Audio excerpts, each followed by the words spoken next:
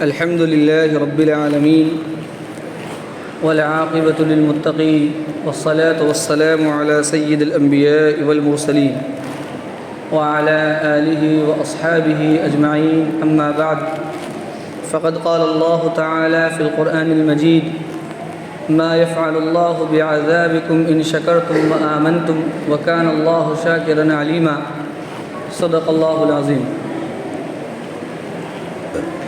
محترم بزرگوں اور دینی بھائیوں،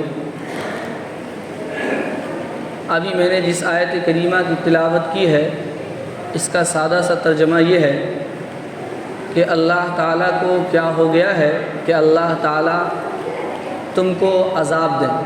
ما یفعل اللہ بعذابکم ان شکرتم و آمنتم، اگر تم ایمان لانے والے اور اللہ کا شکر ادا کرنے والے ہو تو اللہ کو کیا ہوا ہے کہ اللہ تمہیں عذاب دے۔ مطلب یہ ہے کہ اللہ تعالیٰ اپنے بندوں کو عذاب دینا نہیں چاہتے۔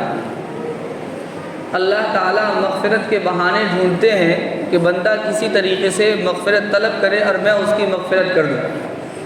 اور بعض بزرگوں نے لکھا کہ انسان کے کندھے پر جو فرشتے ہیں، ایک گناہ لکھنے والے اور ایک نیکی لکھنے والے، ان دونوں فرشتوں میں جو نیکی لکھنے والے ہیں ان کو اللہ تعالیٰ نے امیر بنایا ہے، اور امیر کے ماتحت جو لوگ ہوتے ہیں وہ اس کے اجازت سے کوئی کام کرتے ہیں۔ تو اگر کوئی بندہ نیکی کرتا ہے تو نیکی لکھنے والے فرشتے کو پوچھنے کی ضرورت نہیں ہوتی کہ میں نیکی لکھوں کہ نہیں لکھوں، لیکن برائی لکھنے والے فرشتے نیکی لکھنے والے فرشتے سے پہلے پوچھتے ہیں کہ میں اس بندے کا گناہ لکھوں یا نہیں۔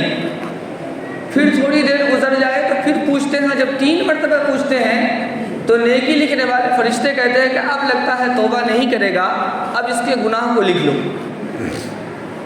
یہ ایک اللہ نے نظام بنایا ہے جس سے یہ پتہ چلتا ہے کہ اللہ تعالیٰ ہم سب کو معاف کرنے کا بہانہ ڈھونڈتے ہیں، لیکن شرط یہ ہے کہ ہم اللہ تعالیٰ سے معافی تلاش کریں۔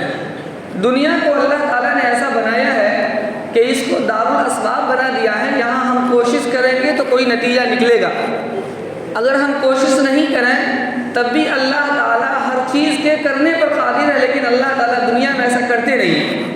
یہ اللہ کی عادت نہیں ہے، اللہ کی سنت نہیں ہے کہ بغیر کوشش کے کسی کو کچھ دے دے، بلکہ اللہ تعالیٰ کی سنت اور اللہ تعالیٰ کا طریقہ یہ ہے کہ بندہ کوشش کرتا ہے تو اسے عطا کرتا ہے۔ آپ اگر اپنے گھر میں بیٹھ جائیں اور یہ ٹھان لیں کہ میں نماز نہیں پڑھوں گا تو اللہ تعالیٰ فرشتوں کو بھیج کر کے مسجد میں اٹھوا کر کے نہیں لائیں گے کہ بھائی فلاں بندہ نماز پڑھنا نہیں چاہتا، جاؤ اسے اٹھا کے مسجد میں لے آؤ، یہ اللہ تعالیٰ نہیں کریں گے۔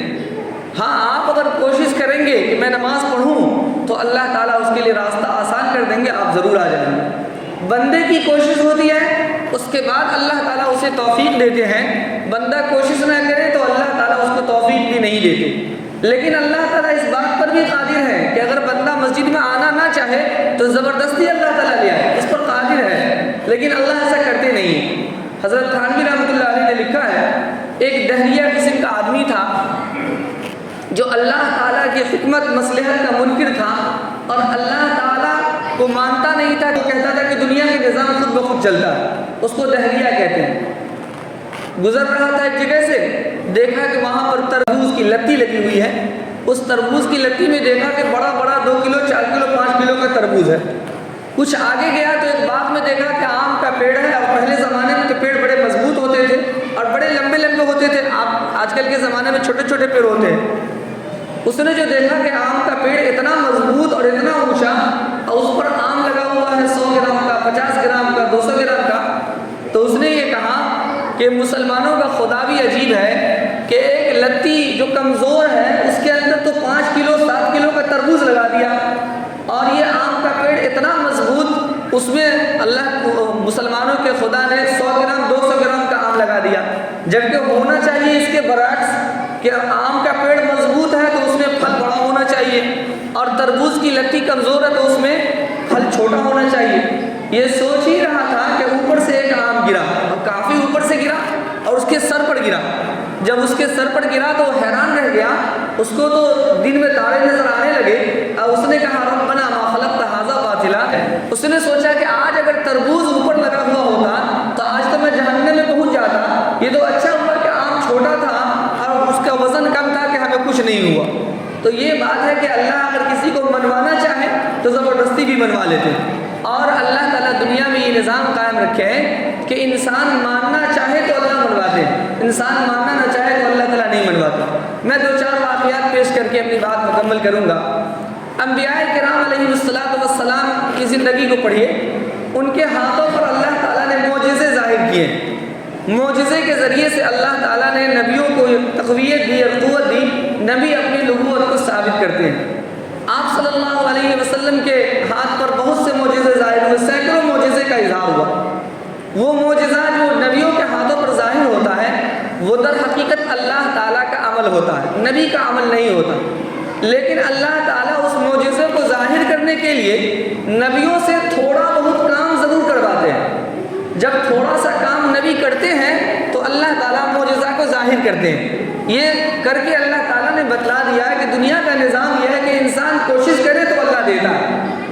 جیسے مثال کے طور پر آپ صلی اللہ علیہ وسلم غزوہ احزاب کے موقع پر بہت اداس تھے، آپ کو بھوک کی شدت تھی۔ حضرت جابر رضی اللہ عنہ نے دیکھا کہ آپ صلی اللہ علیہ وسلم کے چہرے پر بھوک کے آثار ہیں، اپنے گھر گئے اور اپنی اہلیہ سے کہا کہ آپ صلی اللہ علیہ وسلم کے چہرے پر بھوک کے آثار ہیں، اگر گھر میں کچھ ہے تو انتظام کرو، میں آپ کو کھلاؤں گا۔ بیوی نے کہا کہ 2-4 آدمی کا کھانا ہو سکتا ہے، آپ صلی اللہ علیہ وسلم کو اور 2-4 آدمی کو اور بلا لیجیے۔ حضرت جابر رضی اللہ عنہ فرماتے ہیں کہ میں گیا اور آپ صلی اللہ علیہ وسلم سے میں نے کہا کہ تھوڑا سا کھانا گھر میں ہے، آپ کھا سکتے ہیں، 2-4 آدمی اور کھا سکتے ہیں۔ حضرت جابر رضی اللہ عنہ نے جب یہ کہا تو آپ صلی اللہ علیہ وسلم نے پورے لشکر کو کہا کہ چلو لشکر والے، جابر کے یہاں دعوت ہے۔ پورے لشکر کے لوگ چل دیے۔ اب حضرت جابر رضی اللہ عنہ پریشان ہے کہ میں نے تو 2-4 آدمی کی بات کہی، آپ صلی اللہ علیہ وسلم تو پورے لشکر کو لے کے جانا ہے، اب کیا کریں گے؟ وہاں گئے، بیوی نے دیکھا تو بیوی کا بھی وہی حال کہ بھائی آپ سے تو میں نے کہا تھا 2-4 آدمی کا اور آپ پورے لشکر کو منگوا لیے، اب آپ جانیے۔ حضرت جابر رضی اللہ عنہ نے کہا کہ میں نے نہیں کہا، یہ آپ صلی اللہ علیہ وسلم نے بلایا۔ وہ بھی تو صحابیہ تھے، انہوں نے کہا کہ ٹھیک ہے، جب آپ صلی اللہ علیہ وسلم نے بلایا تو مجھے کسی بات کا غم نہیں۔ آپ صلی اللہ علیہ وسلم حضرت جابر رضی اللہ عنہ کے گھر میں پہنچتے ہیں اور ان کی اہلیہ کو کہتے ہیں کہ کھانا جو ہانڈی کے اندر ہے اس کو بند رکھو اور کھانا تقسیم کرنا شروع کر دو، اس کو کھولو مت۔ اور پھر وہ کھانا تقسیم کرنا شروع کی اور جو 2-3 آدمی کا کھانا تھا پورا لشکر کھا لیا، لیکن کھانا پھر بھی بچا ہوا رہا۔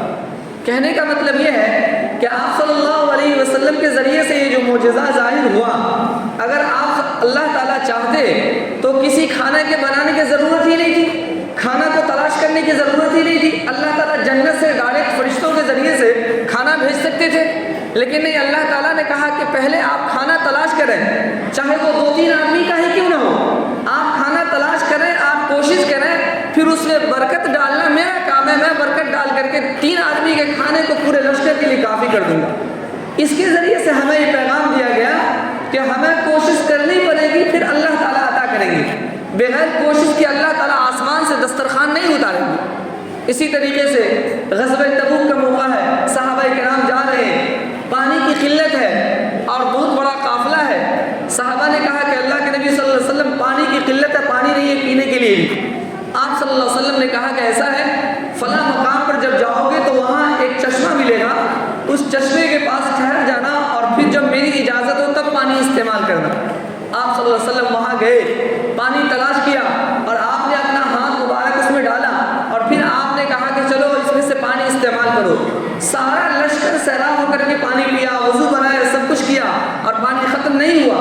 کہنے کا مطلب یہ ہے کہ اللہ چاہتے تو آسمان سے بارش برسا دیتے، چشمہ نکال دیتے وہیں پر، لیکن اللہ نے یہ نہیں کیا۔ اللہ نے کہا کہ پہلے پانی تلاش کرنا تمہارا کام ہے، پانی تم تلاش کرو، اس میں برکت دینا میرا کام ہے، برکت بعد میں دوں گا۔ آپ جتنے انبیاء کرام ان کو دیکھ لیجیے، موسیٰ علیہ السلام کے ہاتھ میں معجزہ تھا، اللہ تعالیٰ نے ان کو معجزہ دیا تھا کہ اپنے ہاتھ کو بغل میں دباؤ اور نکالو تو سورج سے زیادہ روشنی اس ہاتھ کے اندر ہو جاتی تھی، اللہ تعالیٰ ایسے ہی روشنی پیدا کر دیتے، لیکن نہیں، کہا کہ ہاتھ کو بغل میں ڈالنا تمہارا کام، اتنا کام تمہارے حصے کا، آگے کا کام میرے حصے کا۔ آپ کی لاٹھی سانپ بن جاتی تھی، لاٹھی کو کہا زمین پر ڈالو تو سانپ بنائیں گے، بغیر زمین پر ڈالے بھی سانپ بنا سکتے تھے، لیکن اللہ نے کہا نہیں، اتنا کام آپ کا ہے کہ آپ لاٹھی کو زمین پر ڈالیں گے، پھر سانپ بنانا میرا کام ہے، ایک کام آپ کا، دوسرا کام ہمارا۔ دنیا کے اندر مگر اللہ تعالیٰ نے یہ نظام بنا رکھا ہے کہ دنیا کی ہر چیز میں جب ہم کوشش کرتے ہیں تو اللہ تعالیٰ اس کا نتیجہ نکالتا ہے، اس کی توفیق دیتا ہے، اس میں اللہ کی مدد ہوتی ہے۔ بغیر کوشش کیے ہوئے اللہ تعالیٰ کی طرف سے کوئی مدد نہیں ہوتی۔ اس لیے دنیا میں ہمیں ہر معاملے میں کوشش کرنی چاہیے، تجارت کے معاملے میں ہو، عبادت کے معاملے میں ہو، معاشرت کے معاملے میں ہو۔ جب تک ہم کوشش نہیں کریں گے ہماری تجارت میں برکت نہیں ہوگی، ہم کوشش نہیں کریں گے ہمارے معاشرے سے برائی ختم نہیں ہوگی، ہم کوشش نہیں کریں گے ہمیں عبادت کی توفیق نہیں ملے گی۔ اللہ تعالیٰ نے نظام بنا رکھا۔ ایک اللہ والے کے پاس ایک آدمی آیا، اس نے کہا کہ حضور آپ کہتے ہیں برائی سے بچو، برائی سے بچو، ہم تو مارکیٹ میں رہنے والے آدمی ہیں، اور اتنی فحاشی کا زمانہ، لوگ لڑکیاں اور عورتیں بازار کے اندر کھلے عام جاتی ہیں، اور وہ نظر پڑتی ہے، کتنی آدمی اپنی نظر کو بچائے گا، کتنی کوشش کرے گا، بازار میں رہنے والا کیسے برائی سے بچ سکتا۔ اس اللہ والے نے کہا کہ ایک کام کر دو میرا، تو میں تمہیں ترکیب بتا دوں گا بازار کے اندر بھی گناہوں سے بچنے کی۔ کہا کیا کام ہے؟ کہا اس بازار سے گزر کر آگے ایک مسجد ہے، وہاں پر ایک آدمی رہتا ہے، وہاں میرا دودھ تمہیں پہنچانا ہے۔ اگر اس دودھ کو تم نے وہاں پہنچا دیا تو میں تمہیں ایسی ترکیب بتاؤں گا کہ اس ترکیب سے تم بازار میں رہتے ہوئے گناہ سے بچ سکتے ہو۔ اس نے کہا کوئی بات نہیں، دودھ تو پہنچا دوں گا۔ کہا لیکن اس کے لیے ایک شرط ہے، شرط یہ ہے کہ یہ جو دودھ ہم تمہیں دیں گے، اس دودھ کے پیالے سے دودھ زمین پر گرنا نہیں چاہیے۔ اگر یہ زمین پر گرا تو جہاں پر گرا وہیں پر تمہارے سر پر جوتے لگیں گے اور سر عام مجمع کے اندر، بازار کے اندر لگیں گے۔ اس نے کہا یہ کوئی بڑی شرط نہیں ہے، دودھ تو لے جا سکتا ہوں۔ اس اللہ والے نے ایک پیالے میں دودھ بھر دیا، لبالب کر دیا، تھوڑا سا خالی۔ اگر آدمی بے توجہی سے چلے تو دودھ گر جائے، اور ایک مرید کو اس لڑکے کے ساتھ لگا دیا کہ اس کے ساتھ جاؤ پورے مارکیٹ، اور جہاں اس کا دودھ گرے وہیں اس کے سر پر جوتے لگانا۔ اس نوجوان نے دودھ ہاتھ میں لیا اور بڑے احتیاط کے ساتھ بازار سے گزر کر اس مسجد میں اس اللہ والے کو پہنچا دیا، اور آ کر کے اس اللہ والے سے کہا کہ میں نے آپ کی شرط پوری کر دی، اب آپ مجھے بتائیے کہ مارکیٹ میں انسان کیسے گناہ سے بچ سکتا۔ اس اللہ والے نے پوچھا کہ بتاؤ تم جب مارکیٹ سے گزرے تھے تو وہاں کچھ تم نے دیکھا؟ کہا نہیں کچھ نہیں دیکھا۔ کہا لڑکیاں نظر نہیں آئی، عورتیں نظر نہیں آئی، فحاشی اور عریانت نظر نہیں آئی؟ کہا کہ یہ سب کہاں سے نظر آتا، میرے سر پر تو خوف سوار تھا کہ دودھ گرے گا، پیچھے سے جوتے لگیں گے، میں کہیں نہیں دیکھا، میں تو بس سیدھا چلتا رہا۔ اس اللہ والے نے کہا کہ یہی خوف اپنے دل و دماغ پر مسلط کر لو کہ ہمیشہ اللہ دیکھ رہا ہے، جیسے میں برائی کروں گا تو جوتے پڑیں گے سر پر، تو تم پوری زندگی گناہ سے بچ سکتے ہو۔ تو انسان کوشش کرے، انسان اللہ کا خوف دل میں بسائے تو کون گناہ ہے جس سے بچ نہیں سکتا۔ ہمارا حال یہ ہے کہ ہم ہر برائی کے معاملے میں، چاہے وہ انفرادی برائی ہو یا اجتماعی برائی ہو، ہم کہتے ہیں ہمارے کرنے سے کیا ہوگا، ہمارے کرنے سے کیا ہوگا۔ یہ ایسی برائی ہے کہ اس برائی کو جب تک آپ اختیار کریں گے ساری زندگی آپ کی برائی سے پاک نہیں ہوگی۔ ہمارے کرنے سے کیا ہوگا اس کو ہرگز نہ دیکھیں، آپ یہ دیکھیں کہ ہم کیا کر سکتے ہیں اتنا کریں گے، دنیا کیا کرتی ہے اس کو چھوڑو۔ اگر یہ سوچ ہو جائے تو انشاءاللہ ہر برائی سے ہم بچ سکتے ہیں۔ تو دنیا کا نظام اللہ تعالیٰ نے ایسا بنایا ہے کہ ہم اگر برائی سے بچنا چاہیں تو اللہ تعالیٰ ہمیں برائی سے بچائیں گے، اگر ہم برائی سے بچنا نہ چاہیں تو اللہ تعالیٰ زبردستی فرشتوں کے ذریعے سے ہمیں برائی سے نہیں بچائے گا۔ یہ دنیا کا نظام ہے۔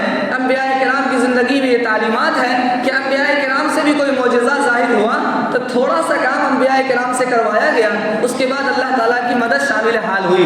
ہم بھی تھوڑی سی کوشش کریں کہ ہم نماز کے لیے آئیں گے تو انشاءاللہ توفیق مل جائے گی۔ ہم تھوڑی سی کوشش کریں کہ ہمارے معاشرے سے برائی ختم ہو جائے، ہماری ذات سے برائی ختم ہو جائے تو انشاءاللہ برائی ختم ہو جائے گی۔ اللہ تعالیٰ ہم سب کو کہ نصرت زیادہ عمل کی توفیق عطا فرمائے۔ وآخر دعوانا الحمدللہ رب العالمین۔